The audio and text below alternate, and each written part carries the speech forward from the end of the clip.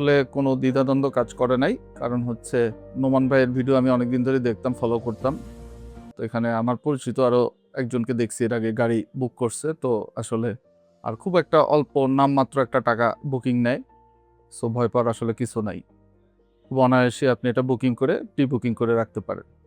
সেটা রেডি স্টকের ক্ষেত্রেও হইতে পারে, আবার যদি প্রি বুকিং করে পারচেজ করেন সেটা হইতে পারে।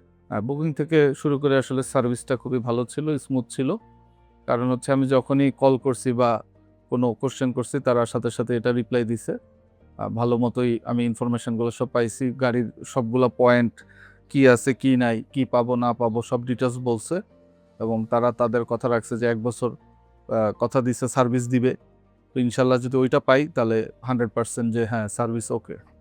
অটোমো জাপানকে মূলত খুঁজে পেয়েছি ফেসবুকের মাধ্যমেই এবং ইউটিউবেও দেখছি। ১ম এ গাড়ির কিছু আমি ২ ভাবেই সার্চ করছি। একটা তো ফেসবুকে দেখছি যে ভালো শোরুম। প্লাস আমি ১ম এ আমার প্ল্যান ছিল, যদি এখন আমি রেডি স্টক থেকে গাড়ি কিনছি।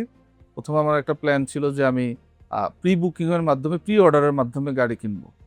তো এখানে আমি যখন গুগলেও সার্চ করছিলাম যে ভালো কারা অথেন্টিক, যারা ভালো মতো কোনো হ্যাসেল ছাড়া বা কোনো স্ক্যাম ছাড়া গাড়ি প্রি অর্ডার করে আনবে, তো এর মধ্যে আমি ওখানে অটোমো জাপানেরও নাম পাইছি।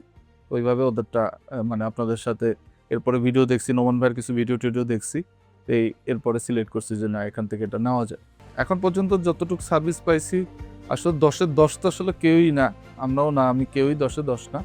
১০ এ আমি অনার্স মার্ক বলি আমরা মেডিকেলের ভাষায়, বা লেটার মার্ক ১০ এ 8 দিব, আউট অফ 10 8।